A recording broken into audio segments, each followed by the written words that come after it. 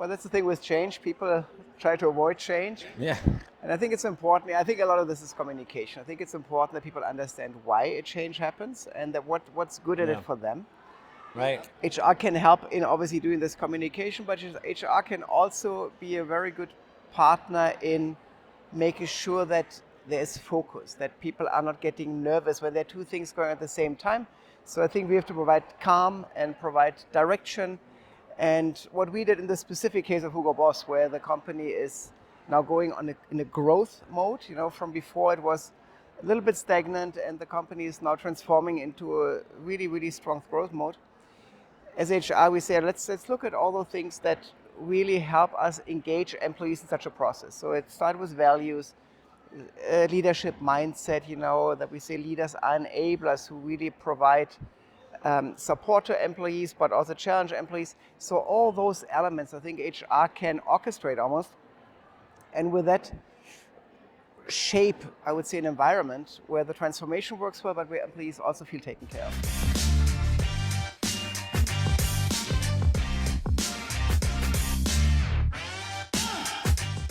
So, Jochen, I know you are head of HR at HUGO BOSS.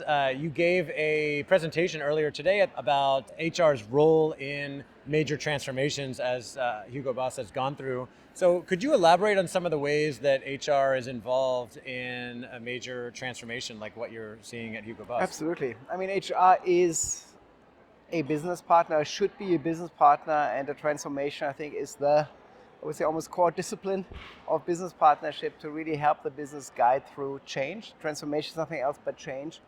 And I think HR has a key role in making sure that employees are ready for that transformation, that employees steer through a transformation successfully for the benefit of the business. And how do you foster the mindset, right? And you and I were talking about this a little bit earlier, right? When things are changing, people really have a need for certainty, right? So how do you foster that mindset to show them that, hey, we're heading in the right direction, like you're part of this, to make them feel like they're part of the change and the strategy? Well, that's the thing with change. People try to avoid change. Yeah. And I think it's important. I think a lot of this is communication. I think it's important that people understand why a change happens and that what's good at it for them. HR can help in obviously doing this communication, but HR can also be a very good partner in making sure that there's focus, that people are not getting nervous when there are two things going at the same time. So I think we have to provide calm and provide direction. And what we did in the specific case of HUGO BOSS, where the company is now going in a growth mode, from before it was a little bit stagnant and the company is now transforming into a really, really strong growth mode. As HR, we say, let's look at all the things that really help us engage employees in such a process. So it started with values, leadership mindset, that we say leaders are enablers who really provide support to employees, but also challenge employees. So all those elements, I think HR can orchestrate almost. And with that, shape, I would say, an environment where the transformation works well, but where employees also feel taken care of. And what are some of the challenges or difficulties that you've experienced in managing this transformation? Well, I think obviously it is the human mind who doesn't want to change. The good thing is HUGO BOSS has been a challenger brand before, has been a very ambitious, bold brand. Then there were a couple of years where things went a bit differently. So the DNA was still there. I always say the muscle had to be retrained. So I think it's on the one hand to give people confidence that this time it's for real. We're really after the right direction and the right strategy. That was a bit of a challenge. Initially, there was some resistance, or some not resistance, but question marks. Is this now the right thing to do? And apart from that, that change, again, a change towards growth, was luckily very successful, but that also meant we really had to fuel the engine. We had to bring new people on board. We had to bring people into different positions, and we had to really also change the way how they approach certain things. So it was a big challenge, but it was a positive challenge. Yeah? It was not about cost savings and so on. Could you, if we could drill a little further in, could you share some examples of the tools and programs that you implemented in the HR function to facilitate the transformation? Yeah, I mean, the one thing, we were quite involved in the value and leadership mindset topic that I just mentioned. But on that foundation, we try to drive certain behaviors. So for example, one thing is entrepreneurial spirit. So what we implemented concretely was a stock ownership program. We didn't have one before. So we launched a global stock ownership program to make everybody a shareholder of the company. That is one example. Or another example is, I think, with a growing company, a company that wants to be a global leader, you need to have a more global mindset. So the whole idea of diversity was much more emphasized in the last couple of years. And we customize it to our world instead of calling it DE&I like many companies. We've talked about mix and match, which is a fashion industry term, right. just to make it relevant and transporting a message that's closer to everybody's day-to-day world.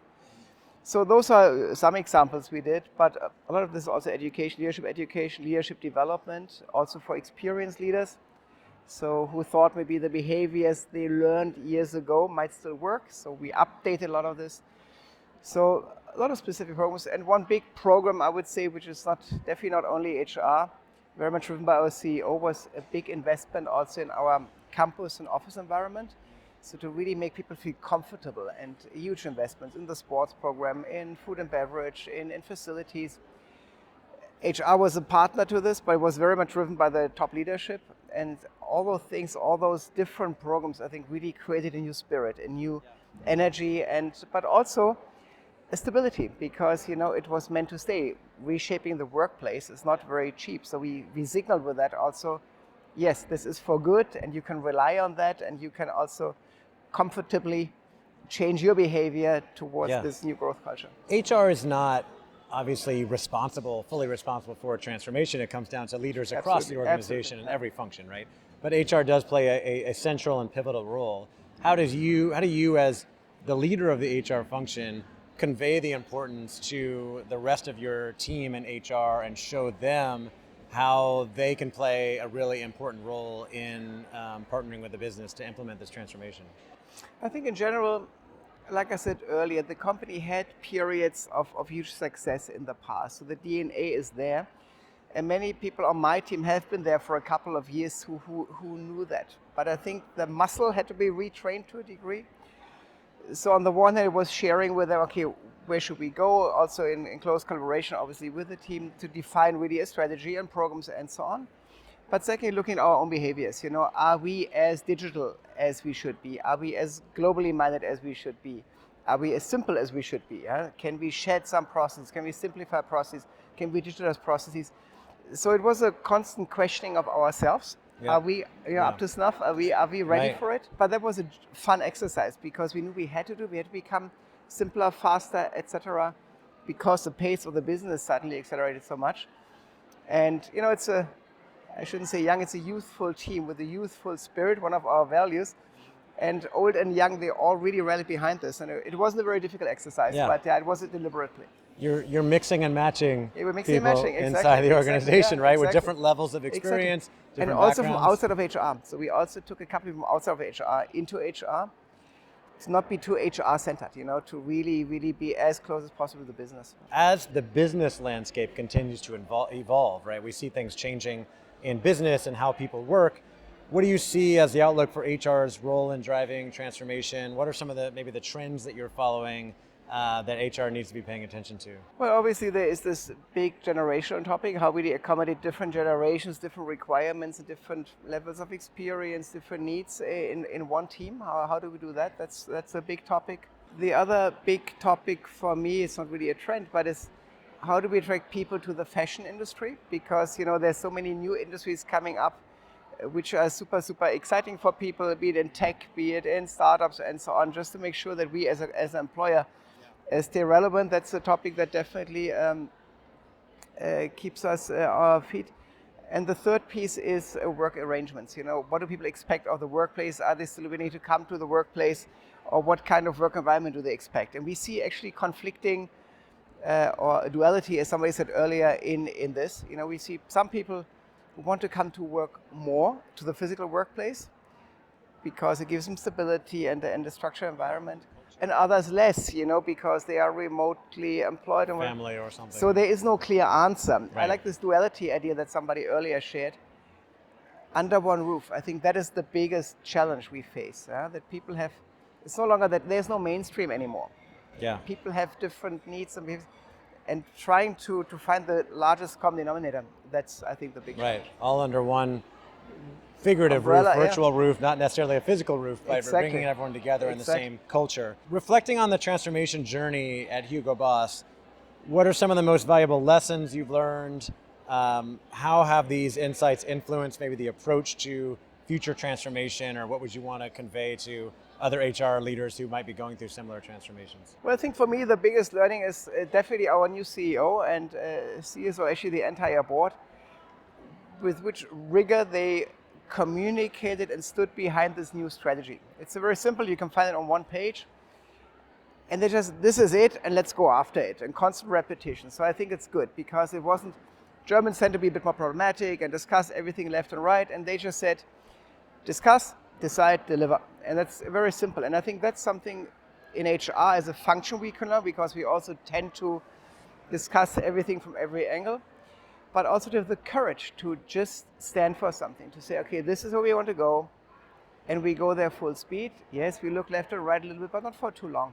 So being deliberate, being bold, being courageous, somebody else said daring, dare and care, I like this also.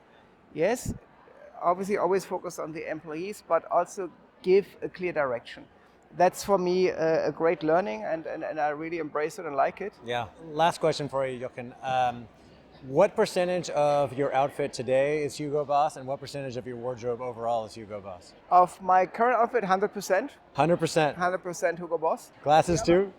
Actually, the glass is not. That's true. The glass is not. Yeah, but I don't consider this an outfit. It's actually a medical aid. Yeah. Okay. Yeah. Just kidding. Right. And the second part of the question was your overall wardrobe. overall what percentage wardrobe. is it? It's adding, keep adding. I mean, with the company 5 years now, Yeah.